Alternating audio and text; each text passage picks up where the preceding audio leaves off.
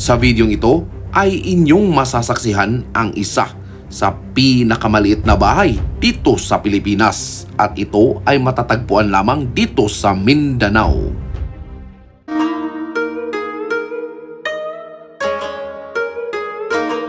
So alright guys, no, so good morning. So andito na tayo ngayon sa Balingasag, Misamis Oriental, wherein may ipapakita ako sa inyo na kung may palakihan ng bahay, ito naman ang isa sa pinakamaliit na mansyon sa buong Pilipinas. So abang-abang kayo dahil ipapakita ko sa inyo hindi lang sa labas kundi sa loob nito.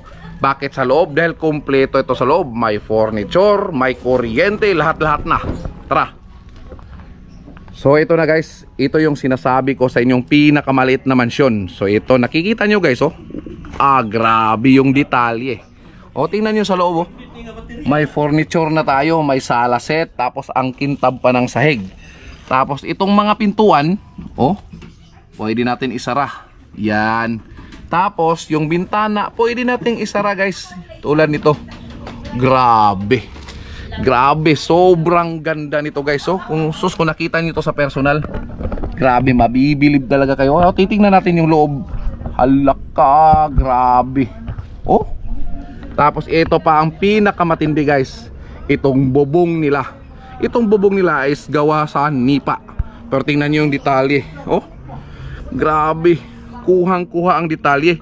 At itong bubong, ang bubong pa lang guys is ginawa ito ni Sir Boms sa loob ng 12 days o 12 araw. So biruin nyo, bubong pa lang na ganito is 2 linggo bago ito matapos. Tapos ito pang matindi, sa 12 days halos walang tulog si Sir Boms. Hindi lang sa 12 days na 2 oras, 3 oras. Alright guys ha, wag na wag kayong kukurap dahil itong bahay na ito ay pwede natin i-dismantle. Yes, tama yung narinig, pwede natin i-dismantle. At kasama natin ngayon, papatunayan natin, kasama natin si Insak Place. So Dol, ngayon tatanggalin natin yung bubong ha. Eto na boss. Ala, tatanggalin natin yung bubong guys. Eto, no. Yan guys, oh, tingnan nyo ha. Yan, matatanggal natin yung bubong. Okay, so para makita nyo talaga yung loob ng second floor, tatanggalin natin yung bubong. Para at least makita nyo kung gaano kaganda ang second floor nito. Oops. Taran! Grabe, sobrang ganda ng second floor guys. Hindi to basta-basta yung nakikita nyo sa loob. Dahil may sala set, may dining table, may kwarto. At saka kunin ko to Sir Boms ha. Oh, kunin mo. May aparador pa tayo dahil guys na may salamin. Oh, tingnan nyo. Hello. Tapos ito pa ang isa sa pinakamaganda nito. May kuryente. In short, may ilaw. So, switch natin ha. Dito yung switch guys, oh. Gamit natin battery ng motor. Agay. Tadaan! Yun, oh. Hala! Siga, oy! Oh, umilaw guys. May kuryente sa loob. Oh, grabe.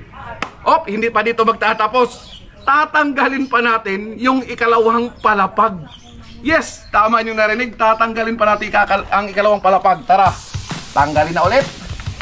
Hala, tanggal ulit, baklas ulit. Oops, dahan-dahan. Okay.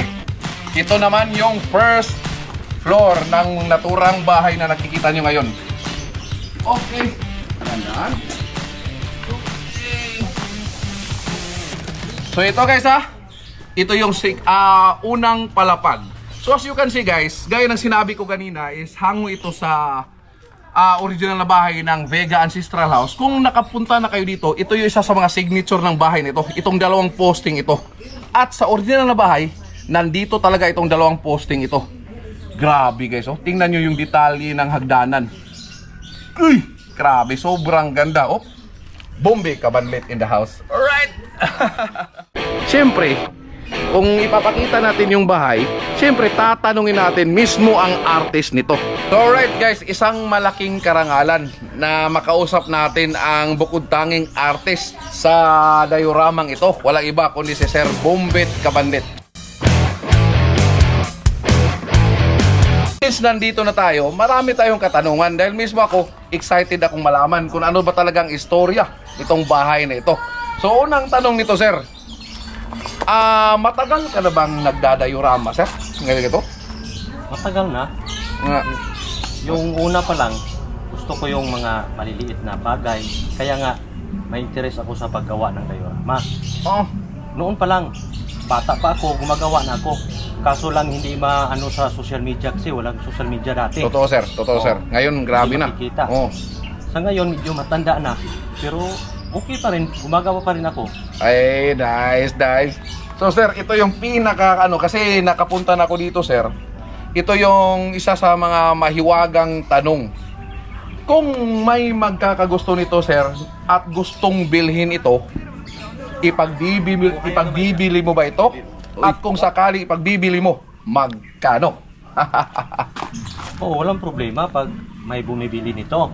Ah, okay, ibebenta mo. Pero sa presyo, Sa presyo, usap-usap.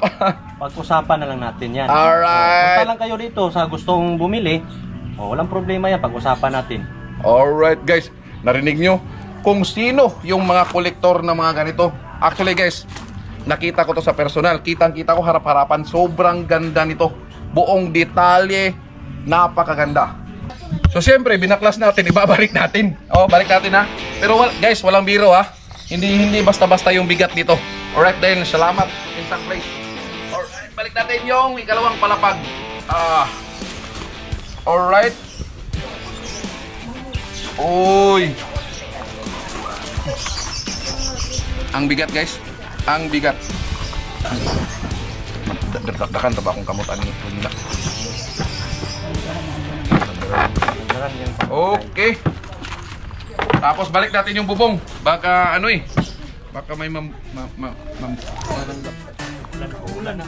Oo. Balik natin. Baka ulan. Baka ulan. Okay.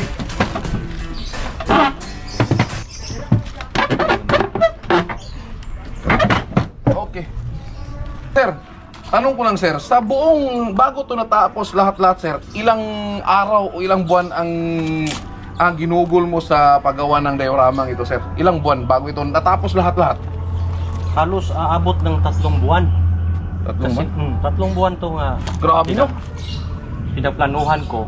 Ang matagal nito ang pagplano sa umpisa. Yan Okay. ang malaking problema ko. Kasi sa sukat, sa ground floor, hanggang sa second floor, kailangan mong kunin ang insaktong sukat niya para ma-proportion siya. Okay. Kasi hindi maganda tingnan pag hindi bagay ang second floor at saka third Yeah, floor totoo hanggang nga, sa bubong niya. Grabe. Kailangan talaga pagplanuhan bago mo umpisahan ang trabaho. Alright Yeah. guys, narinig nyo guys ha. Hindi pala biro, akala ko 1 linggo, 2 linggo, 3 buwan. Grabe, sobrang tagal nito. Tapos sa loob ng 3 buwan, tag-ilang oras sir? Sa bawat araw? May 8 oras, mayroon 8 hours? ding mayroon ding aabot pa ako ng kalahati ng gabi. Oh! Kasi malamig Overtime yun? Overtime na kasi malamig na sa gabi. Yan, makatuloy-tuloy mo na yung trabaho mo. Alright. Grabe no? So hindi talaga basta-basta yung paggawa nito sir no? Kailangan oras, dedikasyon, disiplina. Oo. Lahat. Kailangan. At saka syempre, passion. Passion natin. Alright. Sir Boms, thank you. Thank you so much. By the way guys, Sir Bombit Kabandit guys, isa sa pinakakilalang artist ng diorama dito sa Balingasag, Misamis Oriental.